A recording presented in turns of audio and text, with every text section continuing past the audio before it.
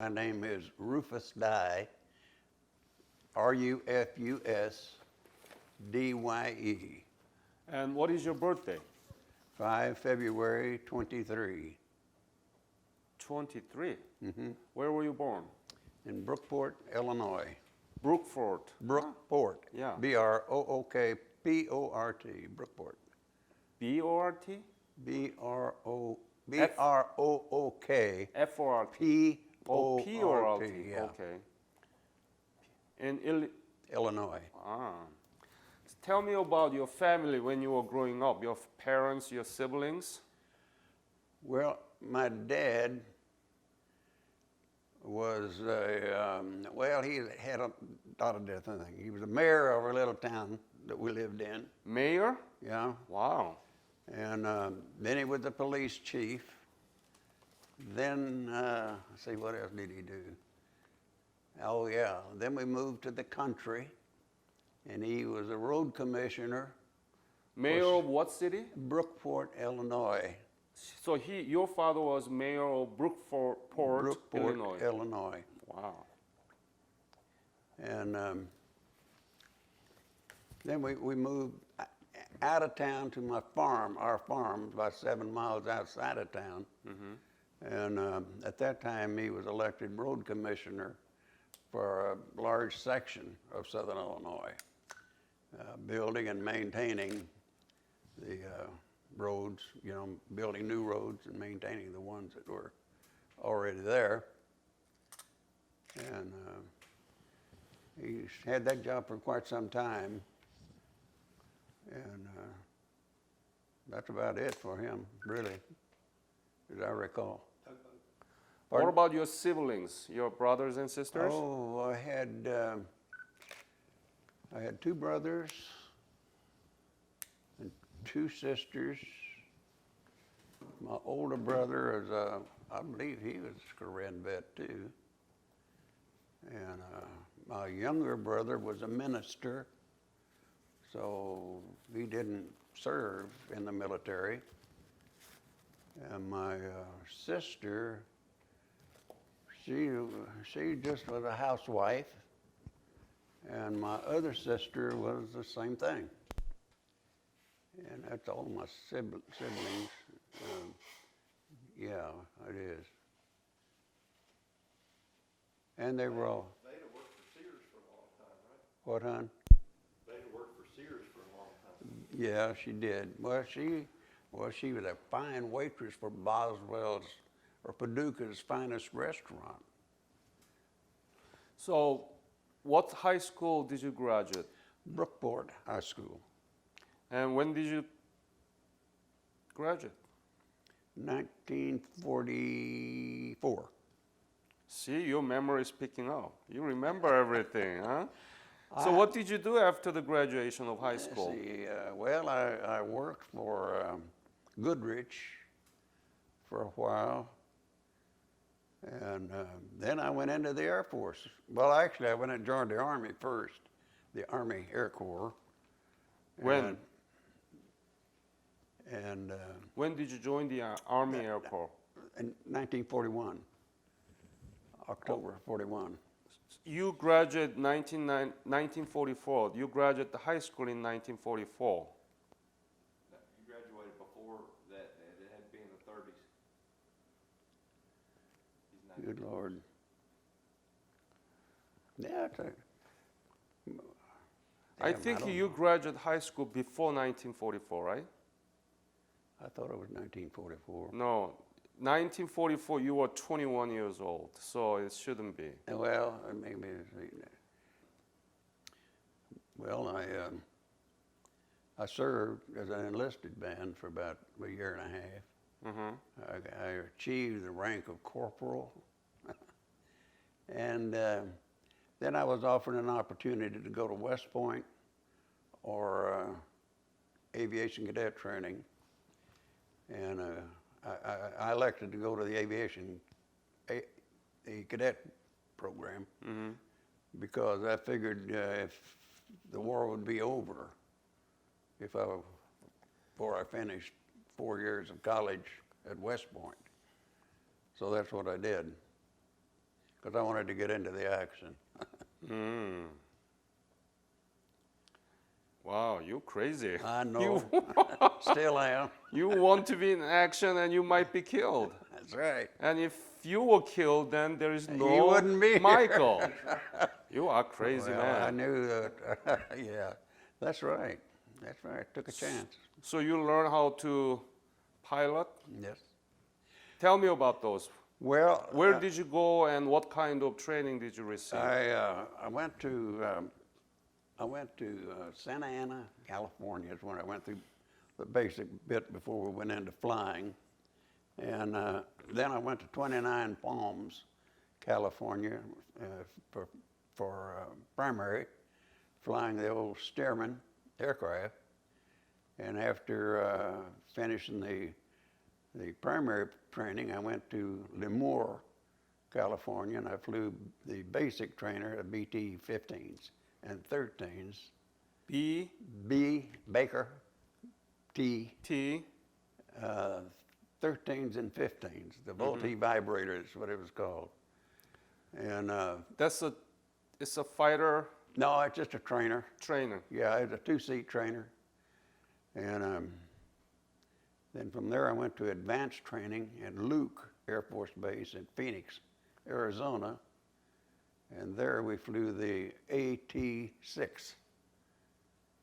And we got, while we were there, just before we graduated, we got a 10 hours in a P-40, which I thank God I didn't have to fly in combat. Oh, I was assigned to a fighter squadron. We called it 400th, the squadron was 400th Fighter Squadron. And I was there at about 6 to 8 months, and flying the P-39. And I hit a goose flying over a swamp. And I swallowed a goose in my leading edge. And Must have been I got dangerous. questioned very strongly about it because I was supposed to be at 5,000 feet, but I was only about really 50 feet. Oh. Anyway, I made the Flying Safety magazine about getting goose at 5,000 feet. What the hell was this goose was doing up there, huh? 5,000 feet? Yeah, that's what the wing commander asked too. How'd that goose get that high? And I was only about 5 feet off the ground. Somewhere between 5 and 15. Were you sure you were not intoxicated? No, I was buzzing. You know, I was flying as close to the ground as I could possibly fly Yeah, without hitting it. That was a thrill, you know. yeah. When all them damn geese took off, though, I swear to God, it must have been 100 of them. I got through all of them, and then there's one big old goose had his head aimed straight for me and went right through the inspection plate on the leading edge of the wing. He went in a big bird and dribbled out the backside of the airplane wing. So you were World War II veteran. Yes. Where did you go? Actually, were you in the war in Europe or what? Well, Were you in no, the state or you were in the actual war in Europe? I was in war. In the war? Yes. Where? In England and France and Germany. Wow. Yeah, I was, well, as a matter of fact, I went over there and flew one tour.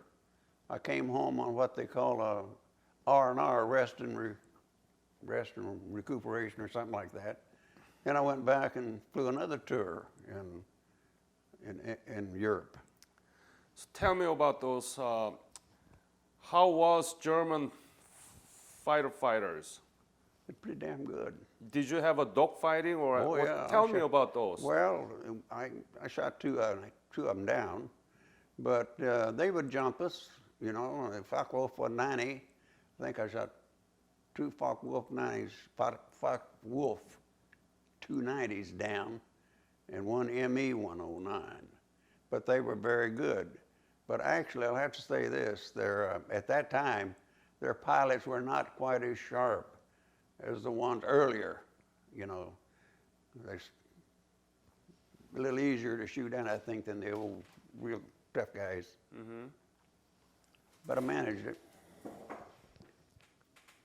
Wow. So you survived this. Sir? You survived all this World War II Oh, yeah. dogfighting against Yeah, this German. yeah, right. They used to be very good, right? They were good. They were good, and they had a good airplane, too. Uh-huh. Both of those airplanes were very good airplanes. But So you thought that you are done with the war, right? After the World War II. I did what? You thought that you are done with the war Yeah. after the World War II, right? Yeah. But I really, well, not really. I did get out of the service for a while. I did get out for a while.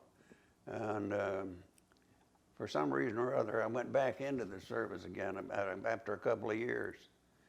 And I ended up, that's when I ended up pretty quickly. Well, I went to Armed Forces Staff College.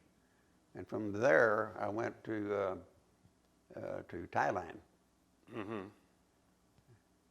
And I flew all my missions in North Korea out of Korat, Thailand. That you're getting it mixed up. You're getting Vietnam and Korea mixed up. Yeah, that's right. Yeah. I'm sorry about that. So when did you go to Korea? Do you remember? In 1953, I believe.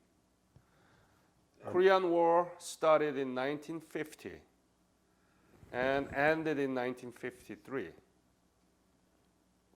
Good Lord.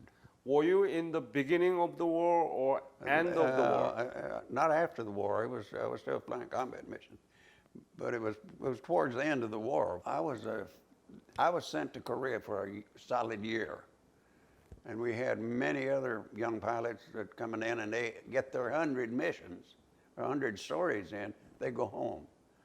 So I was working in operations like wing operations, that sort of thing, briefing and that sort of thing. I didn't fly as often because these kids wanted to get in there and get home, because I was there, I was not in that program. I was there for a year whether I flew a damn sortie or not. So I didn't hog the sorties. You were senior. Yeah. And they right. were juniors. Yeah. They want to get out of there, They right? wanted to get in and get out, Yeah. go home. Yeah, but I was there for a year, so I flew, I think it was 50 or 60 missions.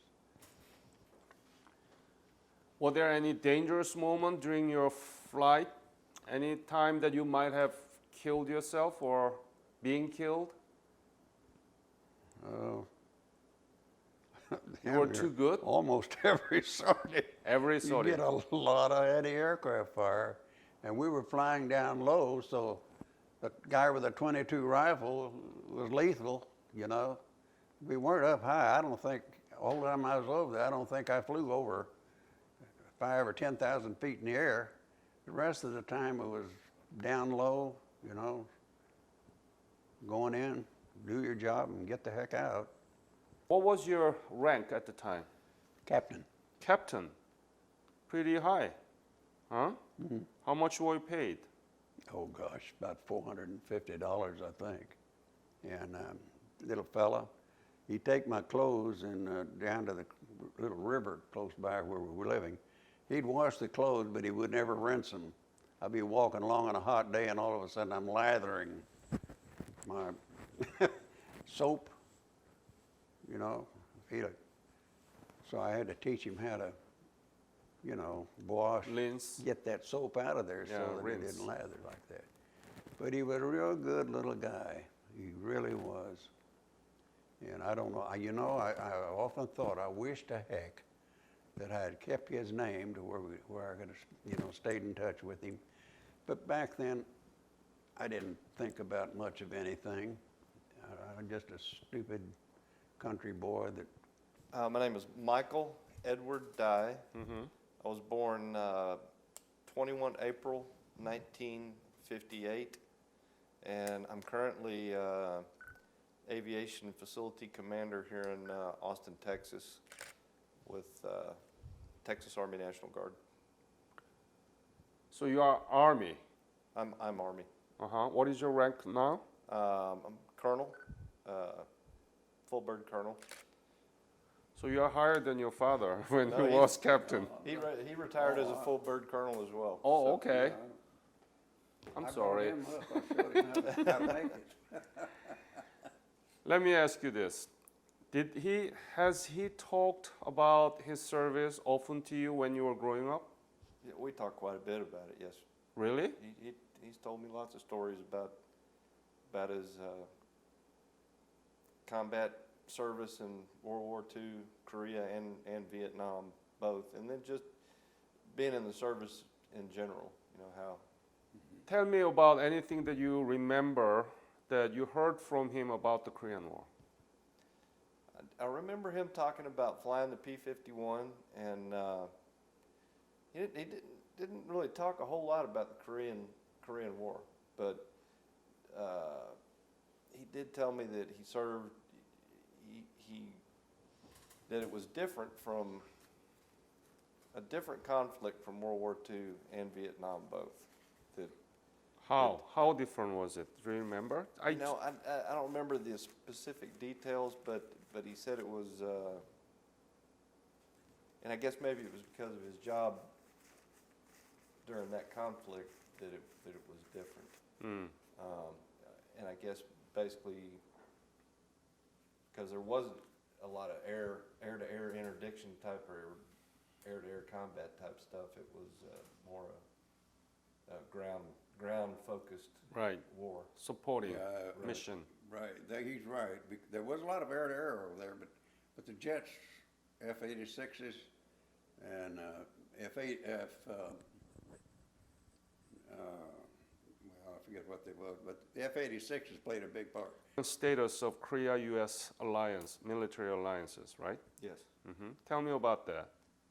I personally have never been to Korea, but I know that my son was stationed in Korea, and As what? as well, he was in the Army and served a year over in Korea. 2nd Division?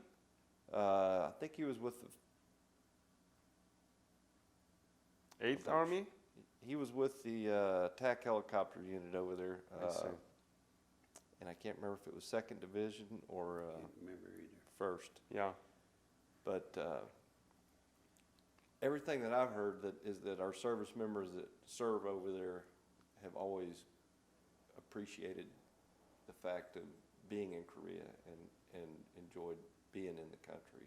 You know, what I wish we could see happen is North and South Korea at some point in time, like East and West Germany, Yeah, that would be. join together and be one country. But I can see Never happened. how South Korea has taken the opportunity and made the best of it, and has a booming economy and one of the leading innovation as far as technology goes, one of the leading innovators in the world right now as far as technology. Mm-hmm. Have you been back to Korea? No, I haven't. I'd like to have gone back, but I haven't been back over there. I think you are very healthy still, right? Oh, yeah. How old are you now? 92. You remember that. Yeah. I look forward to my birthday cake every When year. is it? Oh, February 5th. 5, yeah. Anything you want to add to this interview? Well, I'm just glad that Korea's doing well they are. And it was good to get that book, Korea Reborn. That brought back a lot of memories too, and I read that thing. And I'm just happy to see Korea doing well. The Korean people, I didn't meet too many Korean people, but the ones I did were quite gracious. And especially my little houseboy. I just wish to goodness I'd have gotten his name where I could stay in touch with him. But he's a grown man today, you know. I mean, hell, he's almost your age. Probably He's older than you. Older than you. Yeah. Older than Michael. Wouldn't that have been neat if I'd have been smart enough to stayed in touch with him? It just makes me sick when I think about it. Yeah. That I didn't. Boy, I just kicked myself all over the place. Anything you want to add? No, I'm good. Mm. Well, I just want to tell you that I appreciate your having me come in and talk with you, and if I've been any help to you at all, I would be very happy. And I will get those slides out. We'll get them out of storage. Thank you so much. Thank